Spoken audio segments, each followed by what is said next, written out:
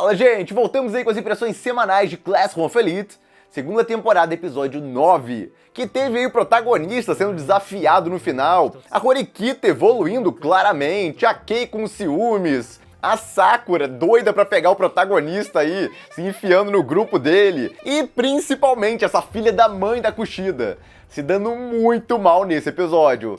Olha, eu nunca queria esperar que iriam adaptar tão bem esse arco. É o arco mais fraco dessa temporada, caso analisando a Light Novel, só que dentro do anime parece um dos melhores arcos, porque teve uma excelente adaptação, melhoraram até, mudaram um negócio grande nesse episódio que eu vou explicar pra vocês, mas ficou bom, quer dizer... Os fãs da Horikita não vão ficar tão felizes assim. Mas, em geral, dá pra entender por que fizeram isso e teve ganhos com isso. Então, meu Deus do céu, o que aconteceu? Trocaram o roteirista no meio do anime? Não parece o mesmo roteirista. Até a direção melhorou também, então... Impressionante. Mantenham isso pro próximo arco, pelo amor de Deus. É pra ser o melhor arco do anime. O próximo começa a partir do episódio 10. Então, mantenham o que eles fizeram nesse arco, porque deu muito certo. Como sempre, quem puder, apoie o canal, vire membro. Você ganha vídeos extras toda semana, tem mais de 500 acumulados. E o mais importante, você vai estar apoiando mais no meu trabalho, então quem já é membro, muito, mas muito obrigado. E quem não puder, só dá um like aí, se inscreve no canal para não perder nenhum vídeo. Ou vídeos aí de Classroom of Elite. E bom, esse episódio teve coisa pra caramba acontecendo, mas foi tudo muito bem estruturado. Mas se você dividir em eventos, teve muita coisa acumulada ali. E bom... A Kushida começa aí mancomunado com o Ryuin, ela quer as respostas do teste de matemática que eles vão mandar pra eles, já que ela quer tirar a nota mais alta do que a Horikita pra ganhar dela na aposta. E em troca vai dar a resposta das questões, ou as questões, na verdade, que a turma dela tá fazendo pro Ryuin. Só que não sabe como exatamente ela vai fazer isso, mas tá combinado. Ao mesmo tempo tem o protagonista conversando com o pessoal desse grupo aí, que a Horikita meteu ele, no caso pra ajudar eles a estudar, e acaba virando um grupo que curte um ao outro e tal. Então eles decidem que querem manter esse grupo a longo prazo. E não, o protagonista não tem nenhum interesse por trás disso. Ele comenta até, ou mais precisamente pensa na novel, no caso não mostraram isso no anime, que ele gostou da ideia porque ele quer ter experiência de ter um grupo de amigos, pessoas mais próximas. E até o momento ele não conseguiu isso. Lembrem da primeira temporada, onde ele fala que queria ter amigos e tudo mais? Aquilo não era mentira. Ele quer ter pessoas mais próximas, mas nunca conseguiu. Ele tem dificuldade, no caso de socializar com as pessoas. Então isso aí é a chance dele de fazer amigos de verdade. Então ele concorda aí, no caso, vai ficar junto desse grupo, até porque são pessoas bem normais até, não tem gente excêntrica ali, igual outras pessoas da sala. E aí chega a Sakura, que tava de olho neles há um bom tempo, se vocês notarem. Quando começa aí a câmera pega o cabelo dela, olha só, no cantinho, só que não mostra o rosto dela. Mas ela tá de olho neles há um tempão. No original, o protagonista já tinha notado isso há um tempo, que ela tá de olho neles e tal, toda hora, querendo claramente falar alguma coisa, mas nunca toma coragem.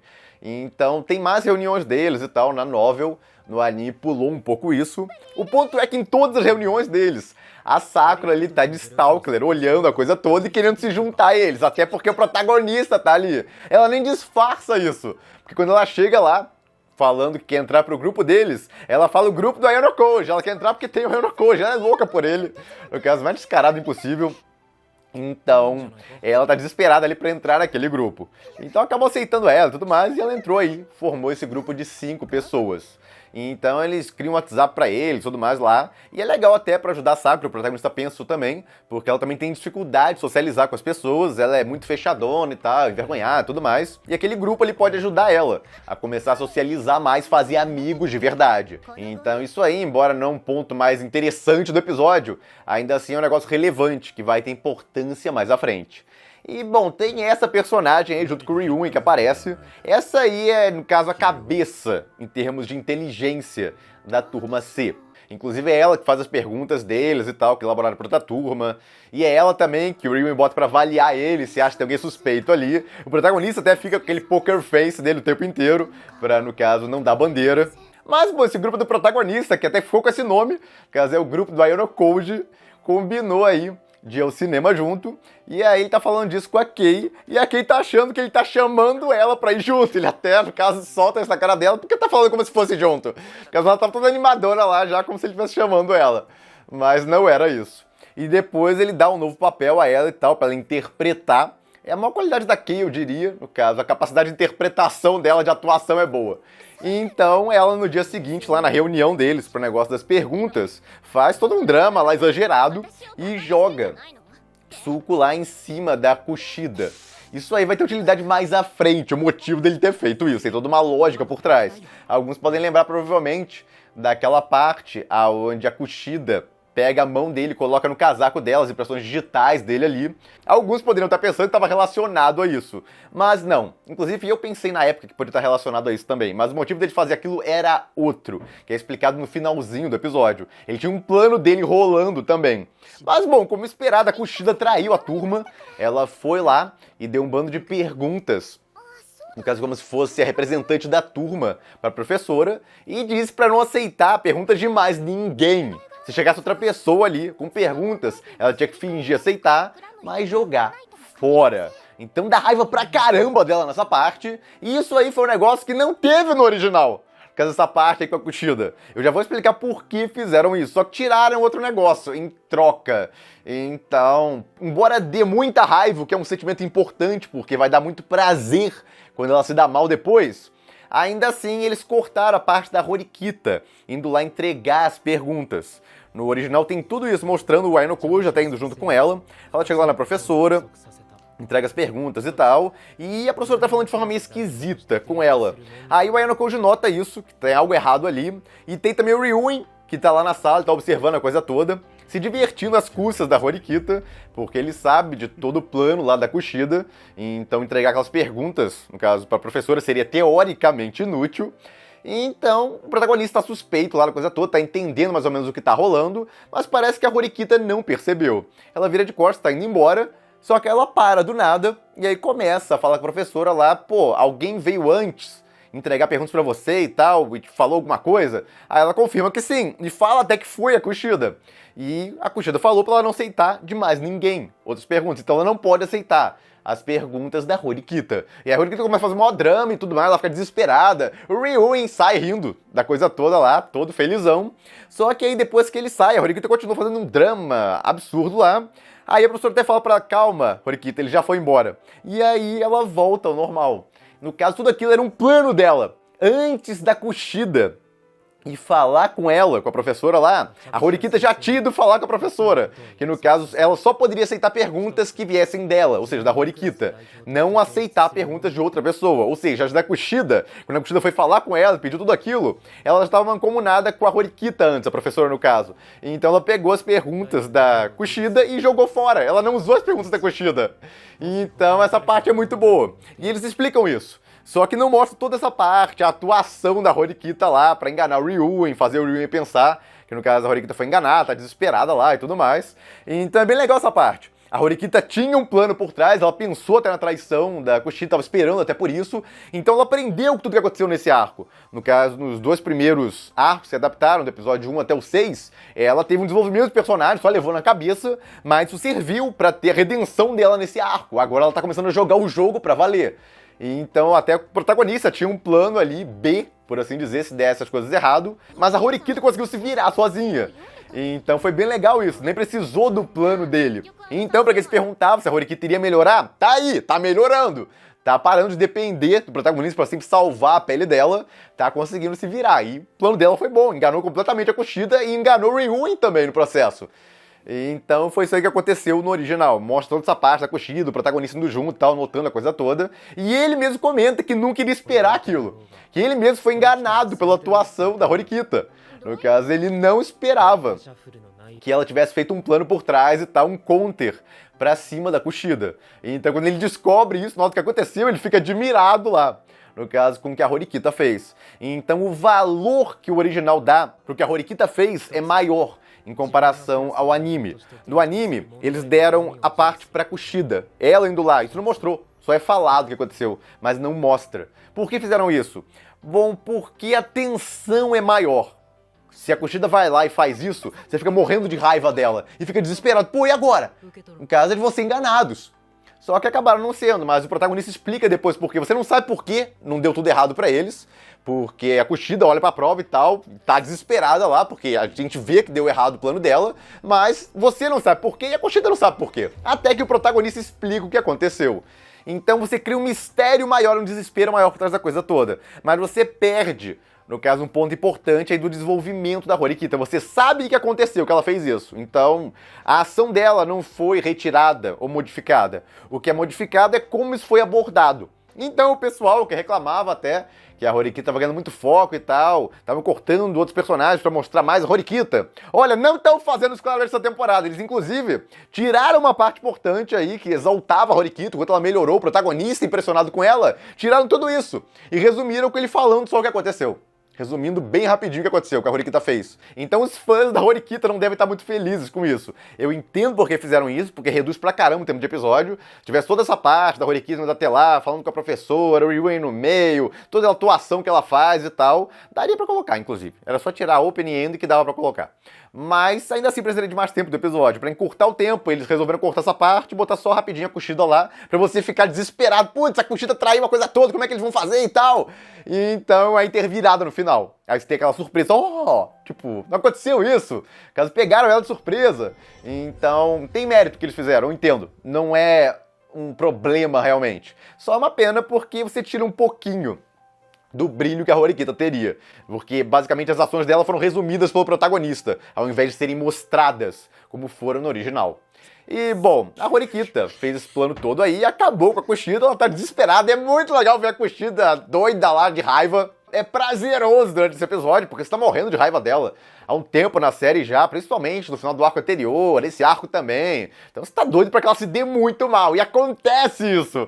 Então é muito bom, ela furiosa, ela vai até o Ryuen, porque ele não deu as questões, no caso, corretas, que a turma C fez. E ele fala que o motivo disso foi que ela também não deu as questões corretas, que a turma D fez pra ele. Na verdade, se ele não tivesse recebido a mensagem do protagonista avisando disso, a turma dele teria ido muito mal, porque eles estavam contando lá já com as questões da Kushida como correto, estavam só estudando elas. Não estavam nem estudando certinho, tal como deveriam pra prova. Estavam só decorando as respostas daquelas questões que a Kushida passou. Só que aí, em cima da hora, o protagonista avisou eles. No caso disso, que a Kushida não tinha as questões corretas.